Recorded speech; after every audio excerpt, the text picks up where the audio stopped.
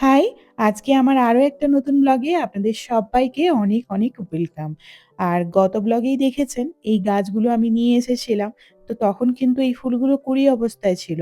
এখন তারা কি সুন্দর হয়ে ফুটেছে দেখুন। আর কালারটা যে কি অসাধারণ লাগছে মানে বলে বোঝানোর নয়। একদম ব্রাইট কালার আর ভীষণ সুন্দর লাগছে বেশ ফুলকটা। আর এই যে হলুদটাও ফুটতে শুরু করেছে এটাও বেশ সুন্দর। মানে দুটো কালার পাশাপাশি এত সুন্দর লাগছে কি বলবো আপনাদের। আর এই যে পার্পেল কালারটা দেখুন ভেতরে অদ্ভুত রকমের নীল রঙের ছিটেফোঁটা রয়েছে। যার জন্য আরো বেশি সুন্দর লাগছে। আর তার সঙ্গে এই আমার অর্কিডের স্টিকটাতে সবকটা ফুল ফুটেছে দেখুন। কি সুন্দর লাগছে। আর একটা ফুল এই স্টিকে বাকি রয়েছে। আর আরেকটা যে স্টিক মানে হয়েছে সেটাতে কিন্তু বেশ আস্তে, আস্তে করে বড় হচ্ছে। সেটাতেও বেশ অনেক কটা ফুল হবে। যাই হোক চলুন আজকে একটা স্পেশাল জিনিস বানাচ্ছি। এক্ষুনি বলছি না কি বানাচ্ছি, তবে আপনারা দেখতে থাকুন জানতে পারবেন। এটা নিয়েছি ১.৫ কাপ মতো বেসন। আর তাতে দিয়েছি অল্প একটু লবণ, দিয়ে এবার এটাকে ভালো করে মিক্স করে খুবই অল্প পরিমাণে জল দিয়ে এটা বেসনটা গুলিয়ে নেব। ১ম এ কিন্তু একেবারে বেশি করে জল দিয়ে দেব না। দেখুন কম করে দিলাম, দিয়ে এটা গুলিয়ে তারপরে আবার যদি লাগে দেব। ঠিক দেখুন এইভাবে গুলিয়ে নিলাম। এইভাবে কিন্তু ঠিক এই মানে পরিমাণে হবে। মানে না খুব পাতলা না খুব মোটা। দেখুন ঠিক এই চামচের পেছনটা নিলে চামচের পেছনটা দেখা যাচ্ছে না। কিন্তু মানে বেসনটা দেখুন এইভাবে পড়ছে। তো এইভাবে বেসনটা আমি এখন গুলিয়ে রাখলাম। আর ওদিকে চলুন, ওদিকে আমি কিছু কাটাকুটি করলাম। আর এখানে বিশেষ কিছু না, একটু রসুন, একটু আদা গ্রেট করেছি, ২ টো আলু সেদ্ধ করেছি। আপনাদেরও তো দেখিয়েছি আগে মাইক্রোওভেনে আমি আলু সেদ্ধ করে নিই। তো যার জন্য ২ টো আলু সেদ্ধ করেছি। আর এখানে নিয়েছি আপনার ওই বেশ কয়েকটা কাঁচা লঙ্কা কুচিয়েছি আর একটা হাফ এখানে পেঁয়াজ তো খুব বড়, বড় পাওয়া যায়। তো যার জন্য আমি হাফ পেঁয়াজ নিয়েছি। আর যাই হোক এবার চলুন আর ওদিকে কড়াইতে আমি সর্ষের তেল দিয়েছি আর তার মধ্যে দিয়েছি জিরে ফোড়ন আর বেশ ২-৩ টে শুকনো লঙ্কা ভালো করে আমি হাত দিয়ে ছিঁড়ে, ছিঁড়ে এর মধ্যে দিয়েছি। এইবার এই শুকনো লঙ্কা আর জিরেটা একটু ভাজা, ভাজা করব। এর থেকে কিন্তু খুব ভালো একটা গন্ধ বেরোতে শুরু করবে। তারপরে কিন্তু আমি এর মধ্যে একে, একে যেগুলো কেটে রেখেছি সেগুলো দিয়ে দেব। তারপর ওই কেটে রাখা পেঁয়াজটাই দিচ্ছি আর পেঁয়াজটা এখন একটুখানি ভাজা করতে থাকবো। তারপর ওই গ্রেট করে নেওয়া রসুন আর আদাটা এর মধ্যে দিয়ে ভাজা করতে থাকবো। আর আসলে এখানে সত্যি পেঁয়াজটা আমাদের এখানে এত বড় পাওয়া যায়, শুধু কিন্তু পেঁয়াজ নয় আলুও বেশ বড়, বড় পাওয়া যায় জানেন তো? মানে ছোট আলু খুব কম থাকে। আর না হলে সেই বড়, বড় এত পেঁয়াজ আর আপনার আলু পাওয়া যায় না। খুব তরকারিপত্র রান্না করতে গিয়ে সেই মানে কেটে রেখে দিতে হয়। আর আলু তো মানে খুব বড় পাওয়া যায়। আপনার ছোট সাইজ পাওয়া যায় কিন্তু সেটা আবার বড্ড ছোট। তো এইরকমই আরকি এখানে। ওই নিয়ে আসলে না আপনার মানে তরকারি বানানোর জন্য যাদের বাড়িতে বেশি লোকজন আছে তাদের জন্য ঠিক আছে। আর যাদের বাড়িতে ধরুন কম লোকজন, এই আমাদের যেমন আমরা ২ জন থাকি, তো ২ জনের জন্য কিন্তু খুব প্রবলেম হয়। তখন ওই কেটে, কেটে রেখে দিতে হয়। মানে আবার পরে ইউজ করতে হয়। তো এটা খুবই প্রবলেমেটিক ব্যাপার হয়ে যায়। যাই হোক এবার রান্নাটায় আসি। তারপর ওই পেঁয়াজ, রসুন, আদা ওটা একটু হালকা ভাজা, ভাজা হয়ে গেলে এর মধ্যে দিয়ে দিলাম লবণ আর আপনার একটুখানি লাল লঙ্কার গুঁড়ো। এটা কিন্তু ঝাল নয়। এটা জাস্ট ওই কালারের জন্য। আর দিলাম হলুদ গুঁড়ো আর দেবো অল্প একটু জিরে গুঁড়ো, অল্প একটু ধনে গুঁড়ো। মানে খুবই সামান্য পরিমাণে এই জিরে ধনেটা দিতে হবে। ব্যাস তারপরে এর মধ্যে ওই সেদ্ধ করে রাখা আলুটা দিয়ে দেবো। আর নুনটা একটু বেশি করে দিতে হবে কারণ যেহেতু আলু সেদ্ধ করেছি মাইক্রোওভেনে ওটা তো লবণ দিয়ে করিনি, ওটা জাস্ট নরমালি করেছি। তো ওর জন্য আলুটা দিয়ে দেবো। আর যাই হোক ওই ২ টো আলু সেদ্ধ করেছি কিন্তু অনেকখানি আলু হয়ে গেছে। আপনাদের বললাম না খুব বড়, বড় সাইজের সত্যি আলু পাওয়া যায়। বিশেষ করে কি বলুন তো ওই ২ জন খাই তো মাছের ঝোল খেতে গেলে তখন কিন্তু খুব প্রবলেম হয়। সেই ২ পিস করে আলুর জন্য আমাকে মানে পুরো আলুটা কাটতে হয় কখনো, কখনো। আবার কখনো আর আলু আমরা সত্যি কথা বলতে ও খায় না খুব বেশি, আমিও খুব বেশি খাই না। তবে মানে কি বলবো বাঙালি বাড়িতে আলু খরচা হয় ঠিকই কিন্তু ওই আরকি সবকিছুতে হলে ভালো হয় বাট খুব বেশি খাই না। যখন হয় মোটামুটি ১ টুকরো ২ টুকরো হলেই চলে। তো আলু মানে বাঙালির তো রান্না জানেন আলু ছাড়া তো ইনকমপ্লিট একবারে। যাই হোক আজকে আমি যে জিনিসটা বানাচ্ছি সেই জিনিসটা ভালোবাসে না এমন বাঙালি মনে হয় খুবই কম আছে বা নেই বললেই চলে। হাতে গোনা পাওয়াও যাবে কিনা ঠিক নেই। হ্যাঁ, জানি এতক্ষণে হয়তো আপনারা কেউ এটা গেস করে ফেলেছেন আমি কি বানাতে চলেছি। তো যাই হোক এখন আসলে আমি অনেকদিন ধরে খেতে ইচ্ছে করছিল আমাদের দুজনেরই। এখানে তো আর পাবো না এই জিনিসটা, তার জন্য এটা বাড়িতে বানিয়েই খেতে হবে। তো যার জন্যই বানানো। এই যে দিলাম আরো বেশ কিছুটা লবণ, কারণ যেহেতু আলুটা সেদ্ধ করি মাইক্রোওভেনে, তো ওখানে তো মানে লবণ দেওয়ার কোনো বালাই নেই। তো যার জন্য লবণটা আরো একটু কম হয়েছিল, লবণ দিলাম। আর আমি যে সেই ভাজা গুঁড়ো মসলা করে রেখেছিলাম, তো সেটাই আমি এর মধ্যে দিয়ে দিলাম। ওই মানে গরম মসলা যেটা, তো সেটা ২ চামচ দিয়ে দিলাম। বিশ্বাস করুন এই পর্যায়ে আলুটা বানাতে, বানাতে যে এত ভালো গন্ধ বেরোচ্ছিল না, মনে হচ্ছিল এই আলু মাখাটা দিয়েই মনে হয় খেয়ে ফেলবো ভাত বা কিছু। এত সুন্দর গন্ধ বেরোচ্ছিল। যাই হোক, এবার আলুটা দেখুন একটা থালার মধ্যে ঢেলে নিয়েছি। তো ঢেলে নিয়ে এটাকে ঠিক এই হাতের সাহায্যে আরো ভালো করে এটা আমি মাখিয়ে নিচ্ছি। কারণ এর মধ্যে যেন কোনো মানে আলুর ছোট টুকরো গোটা না থেকে যায়। যার জন্য আমি ভালো করে কিন্তু আরো ভালো করে মেখে নিচ্ছি। আর তারপর মাখা হয়ে গেলে এইবার এগুলোকে ছোট, ছোট করে মানে আ যেরকম সাইজের আমার দরকার সেরকম করে ছোট, ছোট করে গোল পাকিয়ে নিচ্ছি। এইভাবে মানে করে নিলাম, প্রায় আমার ১৫ পিস হয়েছিল এভাবে। তো এভাবেই ১ম এ গোল করে নিলাম। তারপরে এটা আস্তে, আস্তে করব, আপনারা দেখতে থাকুন। এতক্ষণে নিশ্চয়ই কেউ, কেউ গেস করতে পেরেছেন, হ্যাঁ, হ্যাঁ, এটা বানাচ্ছি আসলে আলুর চপ। এখানে তো আলুর চপের মানে ভাবলেই কেমন একটা আকাশ পাতাল মনে হয়। তো যার জন্য বাড়িতে বানাবো। কয়েকদিন ধরে বললাম না আপনাদের ভীষণ মনে হচ্ছে খাই আলুর চপ, সেই একদম রাস্তার ধারের মতো আলুর চপ দিয়ে মুড়ি খাবো। সেরকমই মনে হচ্ছিল। তাই ভাবলাম আজকে ছুটির দিনে বানাই। তো সিঙ্গারাও তো বানাই মাঝেমধ্যে বাড়িতে, কিন্তু চপ আমি এখানে এই ১ম বার বানাচ্ছি। তো যাই হোক, তো এইভাবে গোল করে নিয়ে সমস্ত কটা করে নিলাম। আর এর আলুটাই কি বলুন তো বেশি টেস্ট। যত আলু টেস্ট হবে তত চপটা খেতে ভালো লাগবে। আর রাস্তাঘাটে যে চপটা পাওয়া যায় তাতে কি আর খুব বেশি আলু দেয়? দেয় না। তো যাই হোক, আমি আমার মতো করে সুন্দর করে এটাকে বানিয়েছি। বেশ একটু ঝাল, ঝাল করে খুব তাই অনেকটা কাঁচা লঙ্কা মানে অনেকগুলো কাঁচা লঙ্কা দিয়েছি কিন্তু। আর বেশ ঝাল হয়েছে আলুটাও। আর দেখেই বুঝতে পারছেন কতটা ইয়াম্মি হয়েছে। সত্যি আলুটা ভীষণ ভালো হয়েছিল খেতে। মানে এই আলু বানানোটা যত ভালো হবে চপ কিন্তু খেতে তত ভালো হবে। তারপরে এরকম আরো একটা জায়গার মধ্যে আমি দেখুন কিছুটা শুকনো বেসন নিয়েছি। তো বেসন আমি এখন এটার মধ্যে ভালো করে ছড়িয়ে নিচ্ছি। আর বেসনটা ছড়িয়ে আমি তারপর এর মধ্যে কেমন করে রাখছি আপনারা দেখতে থাকুন। আর প্রসেসটা সত্যি খুবই ইজি বানানো, খুব একটা ঝামেলার কিছু নেই। আলুটা বানিয়ে নিলেই হয়ে যায়। আর এই চপ খেতে ভালোবাসে না এমন বাঙালি মনে হয় খুবই কম আছে। আর তার উপর আপনার যদি কেউ ভালোবাসে না বলে, সে কিন্তু এই চপ ভাজা দেখলেই অটোমেটিক তার মুখে জল আসবেই। তো দেখতে থাকুন, খুবই সহজভাবে আমি বানিয়ে নিচ্ছি। আর অবশ্যই ভালো লাগলে আপনারাও বাড়িতে একবার মা এভাবে কি বানিয়ে সুন্দর দেখতে করে পারেন। করছে দোকানের মতন। Alexa, stop.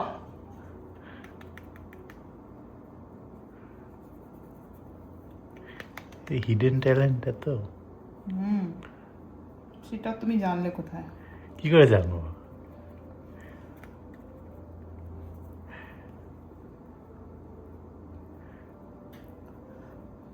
এই গরম হয়ে গেছে তেলটা একদম মনে হয় রে। না, না, গরম হয়নি খুব বেশি। চপের জন্য খুব একদম গরম তেল চাই। ও একদম পুরো দোকানের মতন বানাচ্ছ তো। হুম।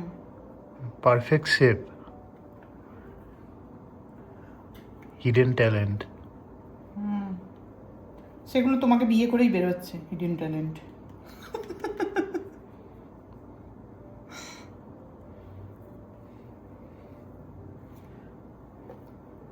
আর চপের দোকানে যেতে হবে না তাহলে?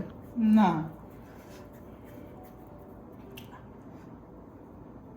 চপ, পেঁয়াজি, বেগুনি এখানে একটা সবই হয়ে যাবে। এই আমেরিকায় একটা খুলে ফেলি তাহলে? হ্যাঁ? হ্যাঁ, খুলে ফেলো নিউ ইয়র্কে। একদম। নিউ ইয়র্কের স্ট্রিটে। নিউ ইয়র্কের স্ট্রিটে ঝালমুড়ি পাওয়া যায়, চপের দোকান তো নেই। একটা এরকম বানিয়ে ফেলি তাহলে? হ্যাঁ,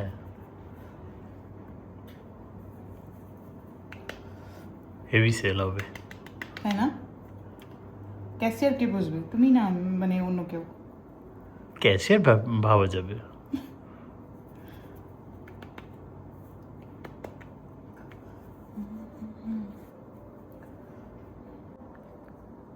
আমাদের চপ শিল্প একদম পুরো মাত্রায় চলছে। তাই নাকি?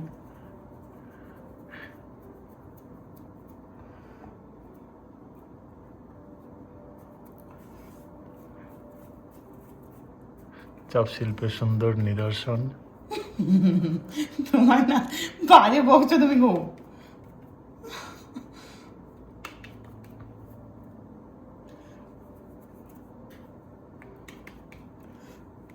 একটা চপ শিল্পের ক্লাস খুলে ফেলো। তাই নাকি? বাজে বকো না তুমি। আপনারা শুনতেই পেলেন কত রকমের বক, বক করে কথাবার্তা বলছিল। তো যাই হোক ভালোও লাগছিল। ওই আরকি আমার ক্যামেরাম্যান পেছন থেকে কথা বলছিল। আসলে ক্যামেরাম্যান নিজেও থাকতে পারছিল না আলুটা দেখে মানে কতক্ষণে বানানো হবে। আর আমাকে বলছিল, "এই যে থালায় তুমি রেখে দিলে এরপর তুলবে কেমন করে?" তো চলুন দেখাই আপনাদের কেমন করে তুললাম। দেখো উঠে গেল।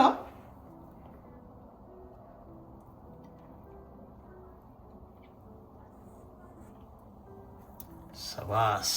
হয়ে গেল একটা। একটা চলে গেল কড়াই। এই এবার যাচ্ছে দেখো। 2 নম্বর। দেখলে উঠে গেল। খুব হালকা হাতে করতে হয় এটা। এই চলে গেল 2 নম্বর। তেলটা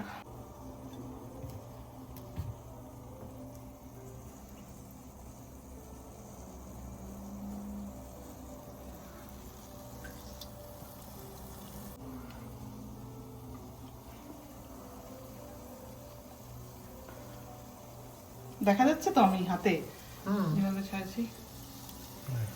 দাঁড়াও চারটে চারটে ভাজি। দাঁড়ান, বেসনটা না ঠিক হয়নি। বেসনটা একটু পাতলা হয়েছে। যার জন্য দেখুন ওইটা ছাড়ার সময় কিন্তু ওই হাতের আঙ্গুলের জাস্ট দাগগুলো হয়ে কিন্তু ফার্স্ট ফেটে, ফেটে গেছে। এটা কিন্তু ফুললেই আপনার আলুগুলো বেরোতে শুরু করবে। তো যার জন্য আমি আবার ওই কিন্তু বেসনের ব্যাটারটার মধ্যে ১ চামচ থেকে ২ চামচ বেসন দিয়ে ওটাকে ভালো করে গুলিয়ে নিয়েছিলাম। আর তারপর দেখুন এই যে ফেটে গেছিল বললাম না আলুটা বেরিয়ে যাবে, দেখুন বেরিয়ে যাচ্ছিল। আবার ওখানেই একটু বেসন দিয়ে ওটাকে জাস্ট ওই আরকি ঢেকে দেওয়া। ও কি গন্ধ বেরোচ্ছে গো। হেভি দোকানের গন্ধ চপের মতো ছেড়েছে। গন্ধ। আলুটা আসলে ভালো ছিল না, আলুর গন্ধটা আহ, আমি গন্ধ বেরোচ্ছি। নিজেই বলছি মারাত্মক গন্ধ বেরিয়েছে। আমি নিজেই থাকতে পারছি না, এত গন্ধ বেরোচ্ছে। কি অবস্থা। চপের দোকানের যে বানাচ্ছে মালিক। সেই বলছে আমি খেয়ে চপের নেবো। দোকানের মালিকেরই জিভে জল এসে যাচ্ছে। কাস্টমারের তাহলে কি হবে? কাস্টমারের বাবু কি হবে?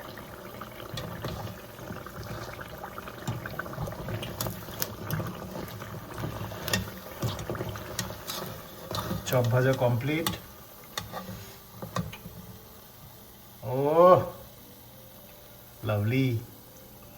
ই বাবা, ইস,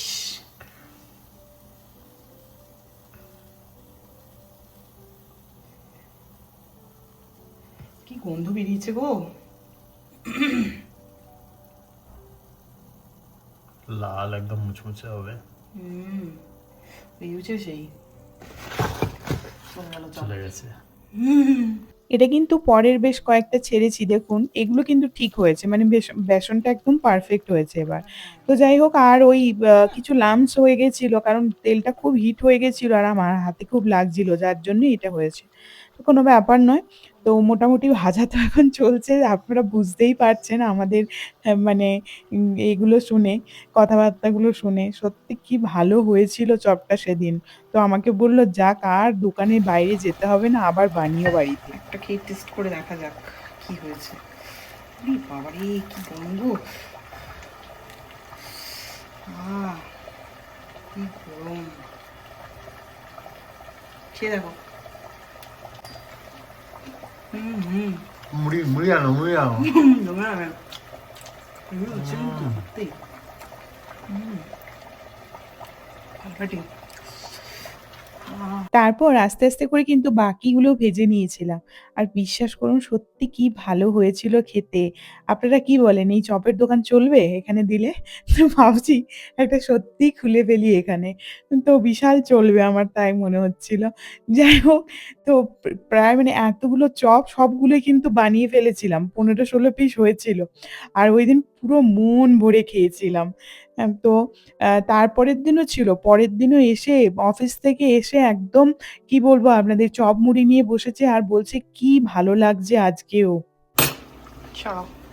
মুড়ি বেড়েছো? সাবাস, মুড়ি টুড়ি বেড়ে বেড়ে একদম রেডি। এই নাও, দি চপ। হ্যাঁ। কটা দেবো প্রথমে?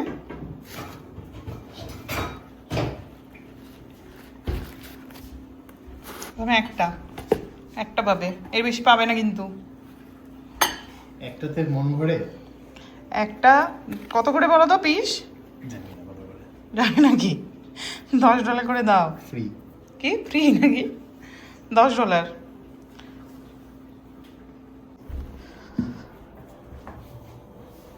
বসো। নেওয়া? না না, আমি দিচ্ছি না, তুমি বসো না।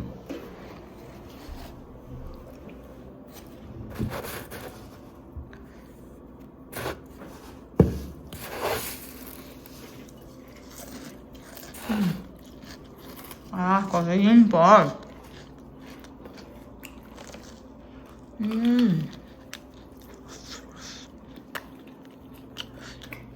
আলু মশলাটা দারুণ হয়েছে।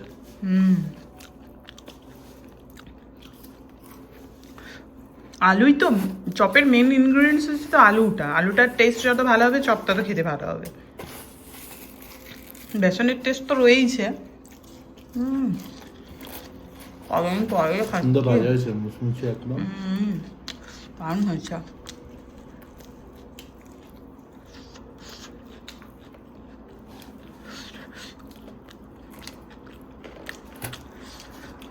কটা খাবে? হাসছো? বলতে পারছি না। কটা খাবে? একটা খাই। কটা একটা দিয়ে শুরু করেছি। খাবে? কটা সেটাই জিজ্ঞেস করছি। যতক্ষণ না মন না ভরে। ততক্ষণ